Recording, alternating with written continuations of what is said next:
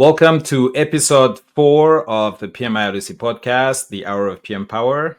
I'm your host, Tony Lumbwe, and today we're joined by a recognized leader in the world of portfolio and project management, Mr. Andy Jordan. As the president of Rofengian Consulting, Andy brings over 2 decades of experience helping organizations elevate their PMO, all the PMO capabilities, and also to align their project execution with strategic goals. So Andy is also a respected author, a speaker, and educator. And his book, titled Risk Management for Project-Driven Organizations, has become a go-to resource for professionals seeking to understand this intersection of risk, strategy, and delivery. And in this episode, Andy will share with us his unique perspective on the future of portfolio management, how organizations can foster adaptive and empowered teams, and what it really takes to move from tactical delivery to strategic impact. So whether you're building your first PMO or transforming an existing one, Andy's insights will light the path forward. So settle in for another power-packed hour.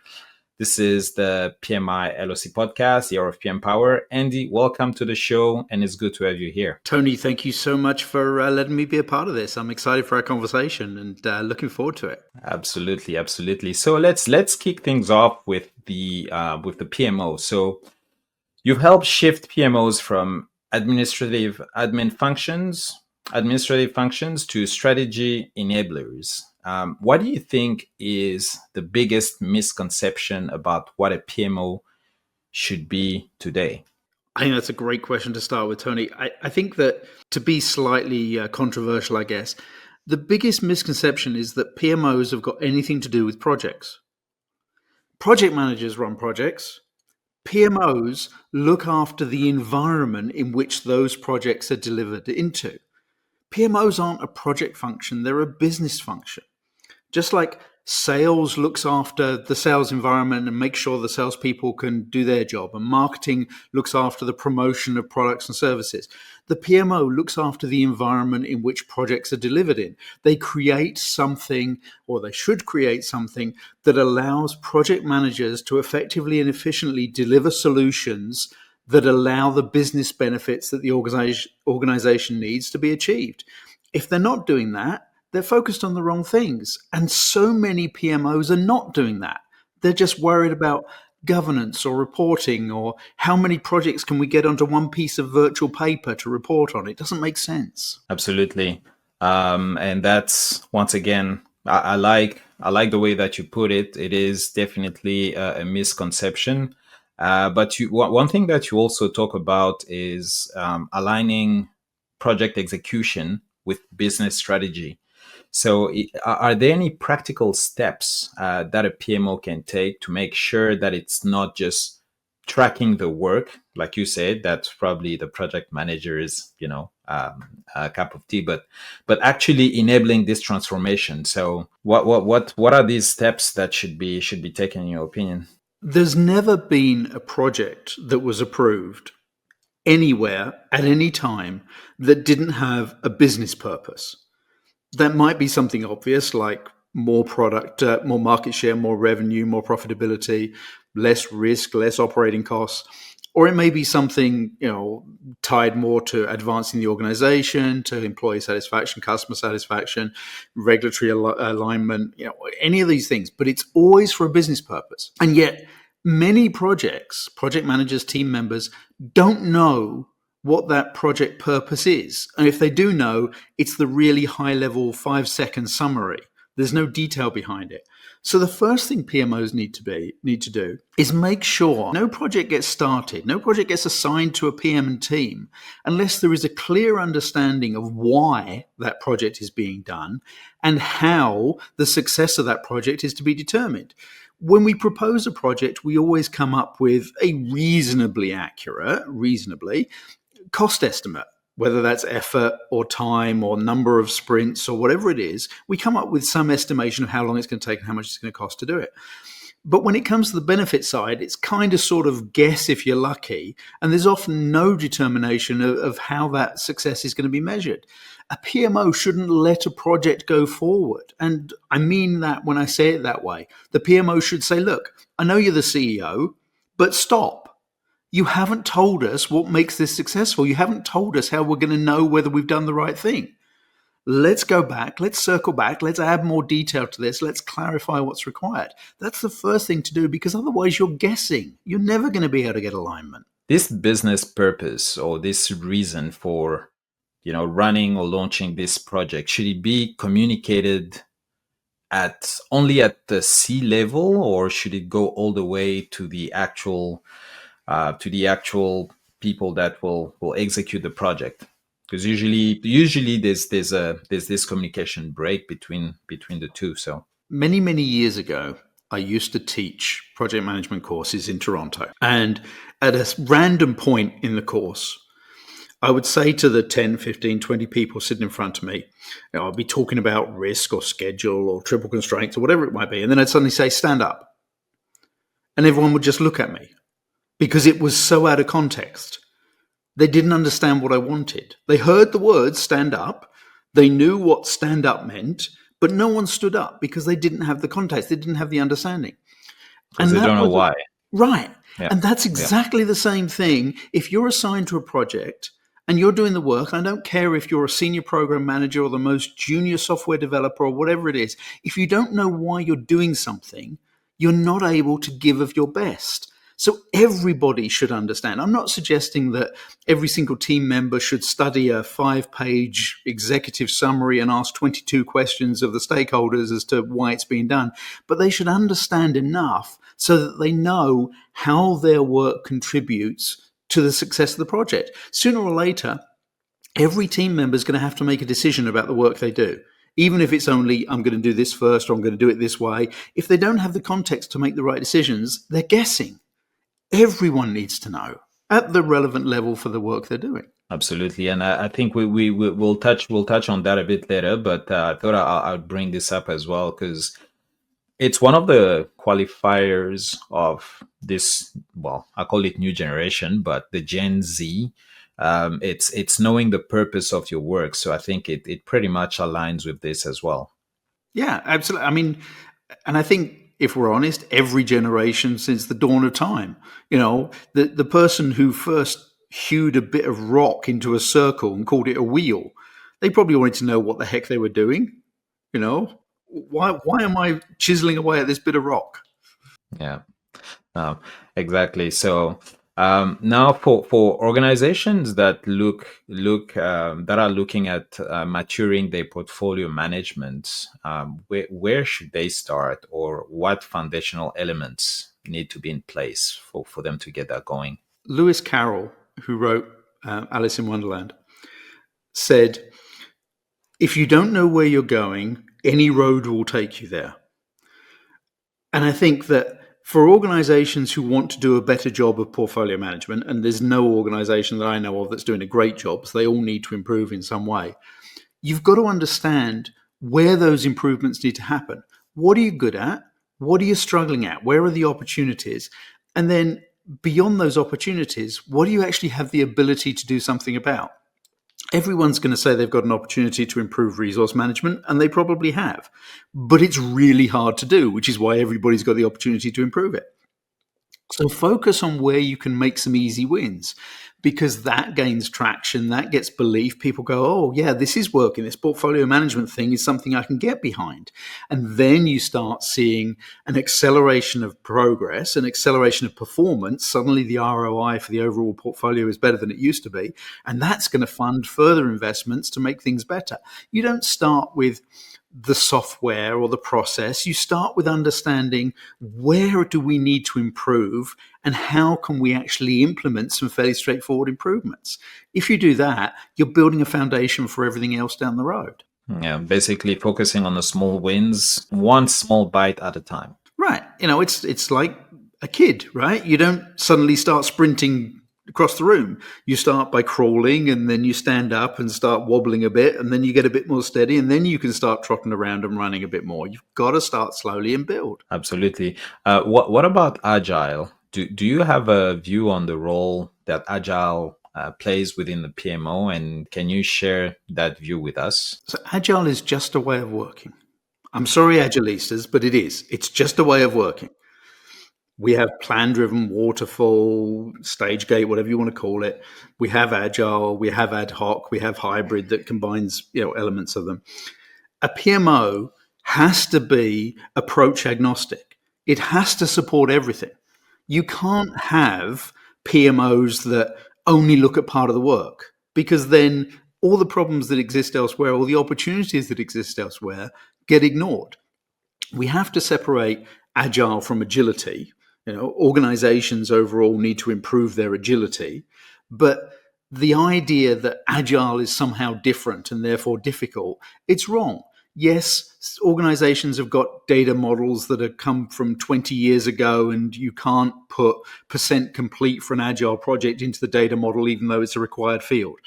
So you've got to solve those problems. But that's technology. That's not approach or mindset. It's just a way of doing work, and it just so happens to be a really effective way of doing work for a lot of the types of projects that get done these days. Yeah, definitely. And I believe you've had a tenure as a consultant as well. Yep.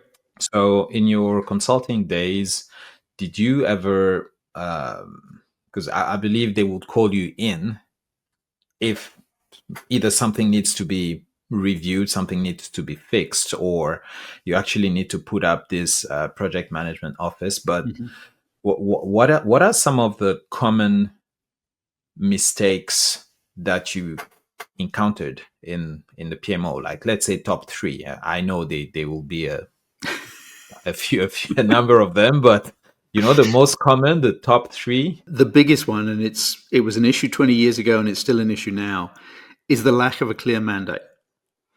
That a lot of executives, it was worse a while ago when PMOs were newer, but a lot of executives don't really understand what PMOs are about or how to leverage them to deliver value.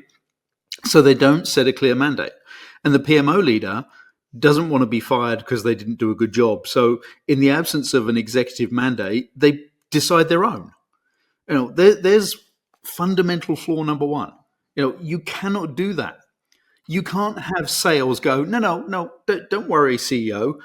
I'll decide what our sales target should be for the year, and then I'll hit it. It's a joke when you say it that way, but that's exactly what PMOs are doing.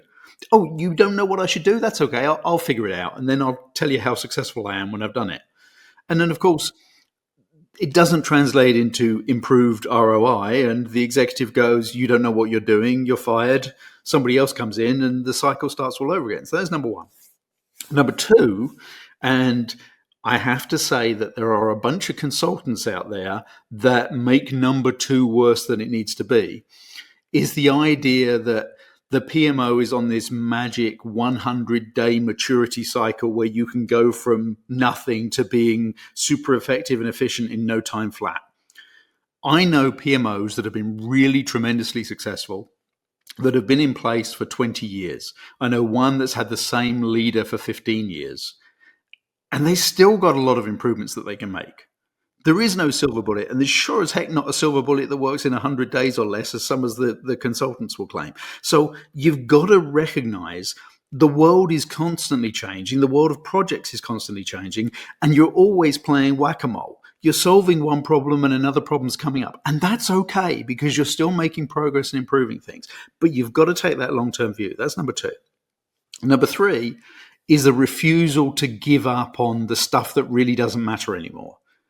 You should focus on improving the value of projects to the organization. You shouldn't focus on reporting. You shouldn't focus on governance because that can all be automated. There's software that handles that better than people can. And I haven't yet met a PM or a PMO leader who really enjoys sitting down and coming up with a status report on a Friday afternoon.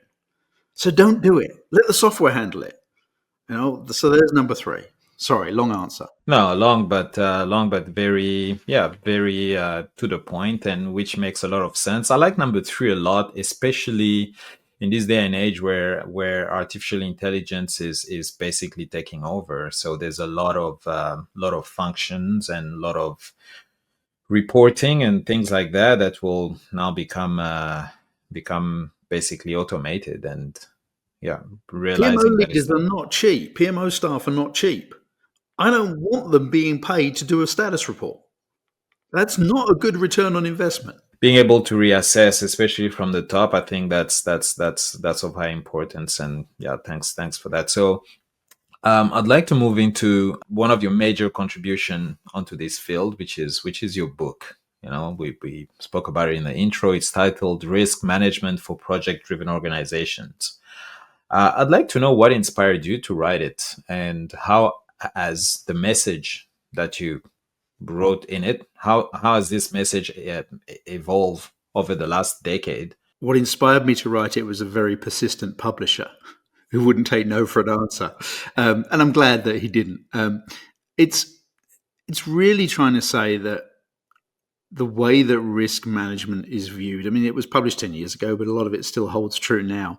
The way that risk management is perceived by project managers is only a tiny subset, and probably a relatively unimportant subset of what risk management really is. It's not just about the risks that happen during project delivery. It's about all those strategic enterprise level business risks that we can't eliminate no matter how much we try, but we do have to understand and adapt how we work.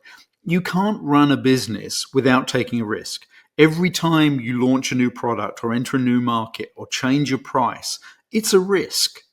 There's pros, there's cons. You know, we all know risk is just an uncertainty. It's not good or bad, it just is.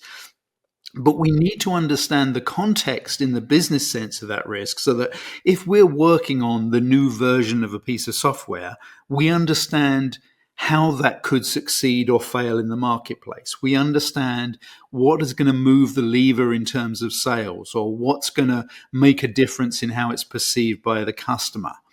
That's really what the book is trying to get across, is that broader sense of here's all those other risks that PMs and teams don't often think about, but that have a much bigger impact on the success of what we're actually doing. That's a good one. And do you also discuss risks at the portfolio, program, and PMO levels? It's looked more at an enterprise level, but it's cumulative. So programs and portfolio, it still applies. It's the idea that there's only so much risk capacity and capability that an organization has. We know when we talk about risks at a project level that we have to put contingency aside, whether that's financial contingency or effort contingency, because some of the risks are going to trigger. Well, the same thing applies at an organizational level, that there is only so many risks you can take on. If you decide that you're going to do 50 projects this year and every single one is going to be classed as high risk, well, then you're really saying, we're rolling the dice. The biggest risk here is that we might go bankrupt before the end of the year, because if more than X% of these risks trigger, we can't handle it. So it's that kind of perspective, not explicitly program or portfolio, but more looking at the fact that risks don't exist in isolation, and you do have to consider, how much risk can the organization take on, both overall and within certain capacities: technology risk, financial risk, regulatory risk, market risk, so on. Also, one other common struggle that project managers in general face is making risk management a living process. They struggle to do that, rather than just they make it more a check box than making it a living process. So is there some practical strategies that you maybe talk about in your book, or that you can maybe share on ways that they can start using that in order to make risk management a living process rather than just a checkbox? Not just a checkbox, but usually an AI-powered checkbox these days. You don't even have to think about it, right? You just ask AI for the list of risks and management strategies, and there you go, done that, put it on the shelf, forget it. There's that too. Yeah, it's a mindset. Every time you do something, you're impacting risks. Every decision you make, you're impacting risk. You're impacting a bunch of other stuff as well. But everything we do, both at work and in our personal lives, involves risk. When you cross the street, you're taking a risk. You manage that risk by only crossing the street when the man's flashing or, when the lights are red for the traffic. But it's still a risk. Every time you get up in the morning, you're taking a risk because getting up is more dangerous than staying in bed, right? And it's a mindset thing, right? You've got to get to thinking about risk as a part of everything you do, not as something scary, not as something that you just do a checkbox for, or even something that needs formal management. Just recognize that every time you take an action, every time you make a decision, you are reducing some risks and potentially exposing or increasing the exposure to some others. And that's okay. But if you understand it, then you can control it a bit better. Doesn't mean that every time you do something, you have to make 7 changes to the risk register. It does mean that whenever you're making a decision, individually or collectively and collaborating with the team, you think, in addition to what's this going to do to the schedule, what's it going to do to the cost, how's it going to upset the stakeholders, you also think, what's the risk picture like? How is this going to change things? What's going to become more of a threat? What's going to become more of an opportunity? It's a way of thinking. The way of thinking risk, the way that you view risk, your way of thinking about it. Since publishing the book, which is 10 years ago, I'm sure it has changed. I'm sure it has, but it's on you to confirm that. And are there any new types of risks that can be identified today, in the age of digital disruption and AI, that, project professionals need to be more aware of and more attuned to today? I don't know whether there's actually new risks. There's certainly new subcategories, I guess. I mean, I had technological risk in the book, and technological risk has been around for, at least 200 years. It's just that the technology is different. But it's more about focus and specifics. So 10 years ago, technological risk was an issue, but it was nowhere near the issue that it's become in the last 2 or 3 years. Initially, as a result of changes to ways of working from the pandemic, with the increase in remote and digital working, which obviously increases some of the risk exposure around technology. But then more particularly with the explosion of AI in the last 2.5 years, that's really put a lot more focus on the technology side of things, and it needs a greater awareness, and the specific risks there are more pronounced and more nuanced, potentially. I made no mention of AI in the book, and it would never have occurred to me to do so. But it's just a new category of technological risk. Very significant one, and potentially one that can have a massive impact, positive or negative.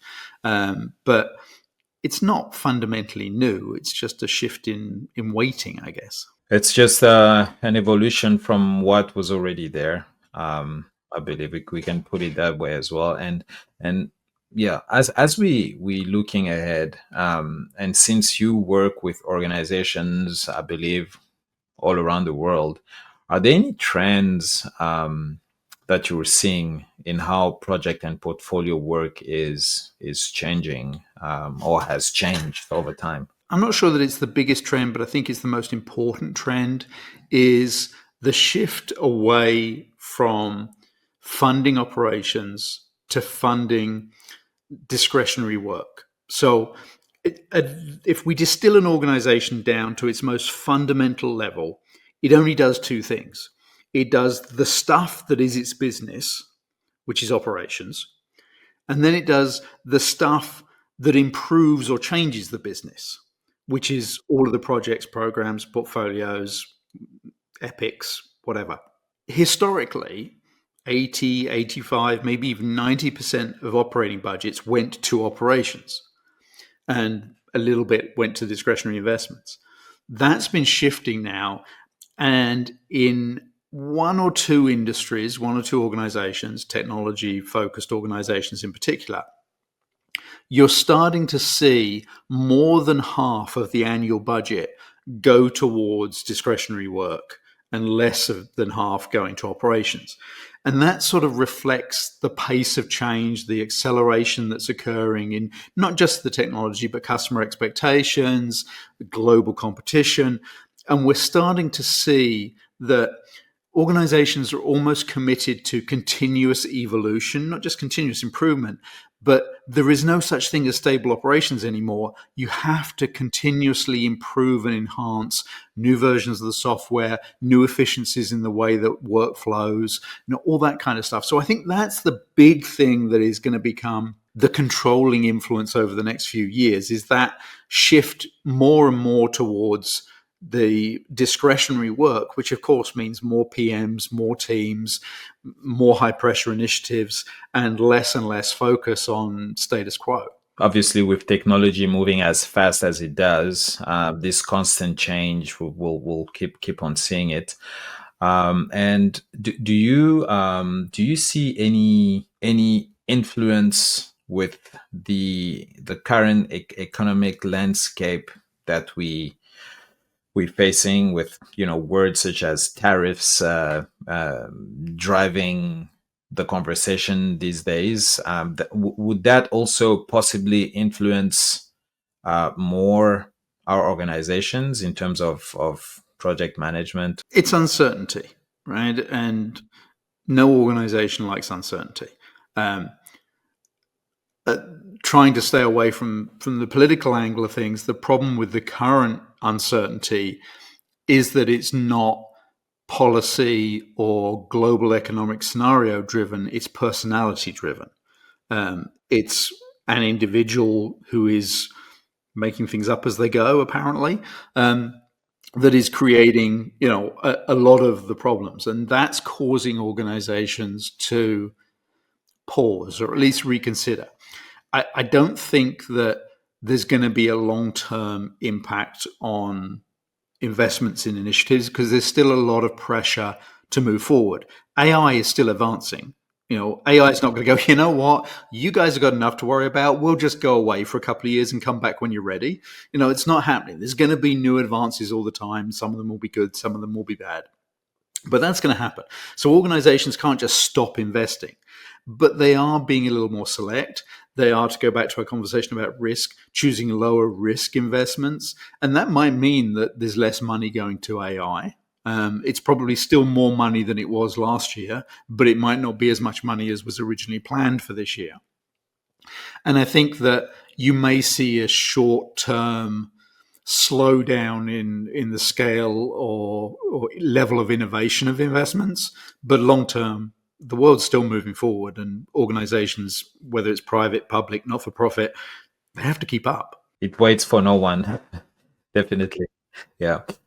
You're also a regular contributor to two very popular websites, projectmanagement.com and Projects at Work. What are, obviously, AI is one of these topics, but is there any other topics that you see most interest in right now among project professionals? The requirement that I have to write for those organizations is that I have to write one article a month on PMOs, one on strategy, one on careers, one on agile, 3 shorter form ones on AI, and then the rest are on the topic of the month. So that core 4 of career management, career development, agile, PMOs, and strategy are always there. They're always going to be of interest. The career one often gets the most interest because it's more personal for readers. I understand that. AI, 3 articles a month, that tells you enough about how important that's viewed at the moment, and that always generates interaction. There's a lot of comments on that, whether or not it's people agreeing, disagreeing, or offering their own interpretation, and I think that's great. But I think that there's also been stability. I've been writing about PMOs and strategy for 20 years now. Agile's not far behind in that. And career development has been a little bit off and on, but consistently for more than a decade now. So, yeah, there's a little bit of change in focus in some of those areas, but I think there's also consistency because PMs today, PMs 20 years ago, they're still concerned with having a career. They're still concerned with making sure that the PMOs and the work they do are as relevant as possible. They want to understand the stuff that is happening that they don't necessarily understand.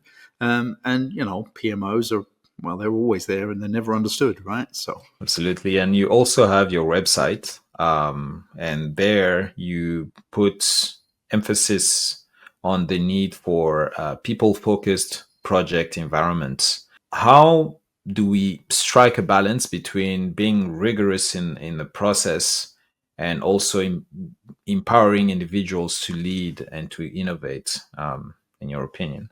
the first training course I had on project management, way back when the world was black and white and dinosaurs roamed the earth, day one, 9 o'clock in the morning, I was told every project is different. And they then proceeded to spend 4 days teaching me the one standard approach to deliver all of those projects that were completely different. And I'm like, hang on, this doesn't make sense. Every project's different, but there's one approach that can work in the best possible way for every single project. No, that doesn't make sense. Finally, here we are, nearly 30 years later, and PMI is embracing tailoring in the latest PMBOK to recognize that there needs to be a way of adjusting how work gets done. And to me, governance only makes sense when it drives success. And in the past, governance has been like this. It's been really tightly grabbing people and not allowing them to do anything that is out of line. What it needs to be is something more like this and say, okay, here are the guardrails. You can do what you like in between these guardrails, but you can't go beyond them. And that, to me, is how we need to go forward. It's how we need to embrace the people side of project delivery to say, look, you're the people doing the work. You're the team. You're the project manager. You understand what's happening better than we do. We've given you the context. We've explained the why. We've told you how we're going to measure success. Now go and use the skills and experience that you have in order to deliver the best possible solution. And best possible solution means best chance of achieving the business goals within the confines of this environment. Let them get on with it. Hire the right people, put them in an environment where they can give of their best, give them the tools they need to support them, and leave them alone. It's as simple as that. That's a really good. I like the analogy and your answer as well. The future, we now swim in AI and automation and everything that it comes with. And I know you've mentioned that before, but not specifically on this. What role do you actually see AI and automation playing in the evolution of PMOs, let's say over the next 5 to 10 years, with what we've seen right now, what we're seeing, where it's going? So let's start with the statement that we have to make.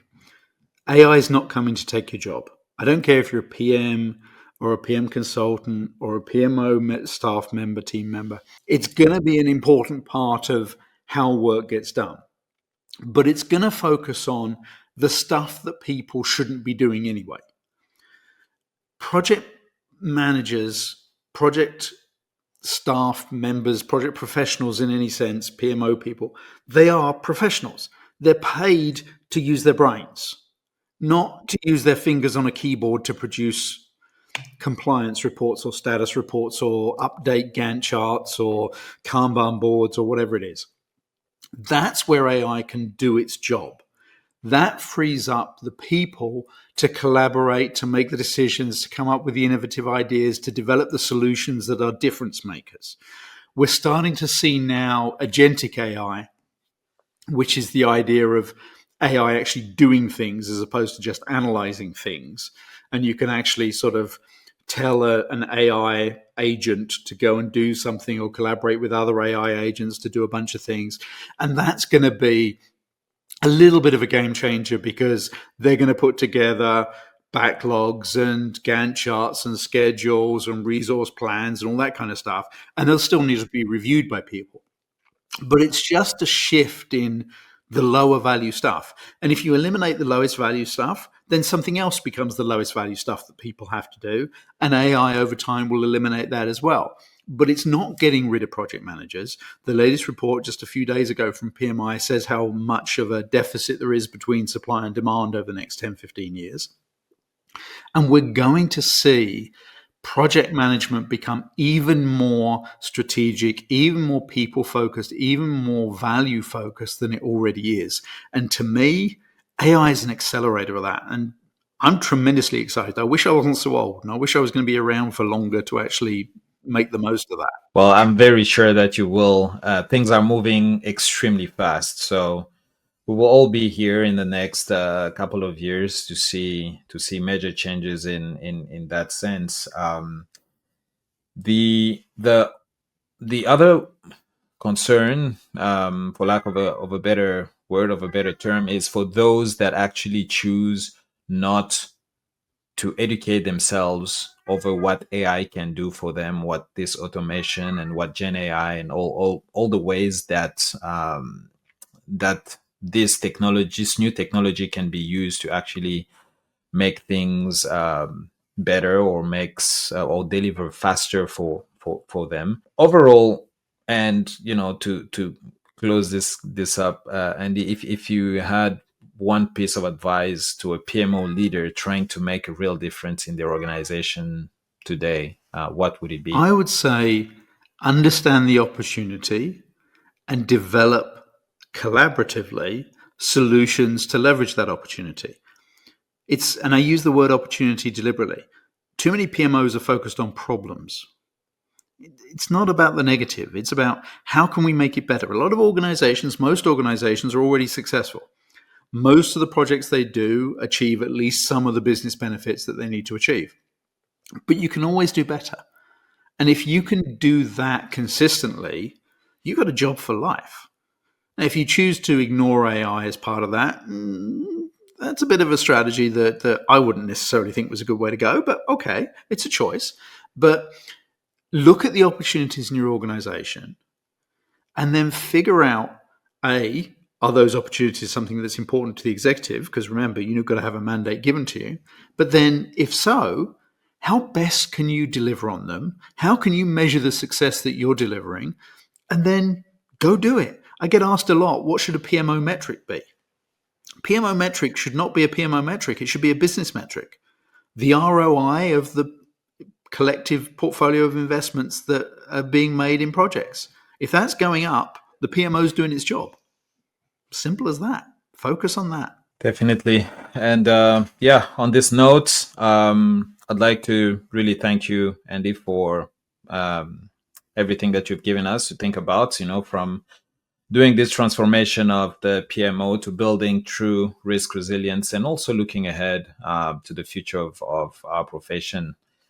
Many thanks once again, and we really appreciate. Thank you, Tony. It was here. Great to talk to everyone, and nice to connect again with the Great Lakeshore Ontario chapter. And to our listeners and our viewers online, thanks again for being with us in this episode. You can definitely go back and watch us on YouTube or on audio, Spotify, and Apple Podcast.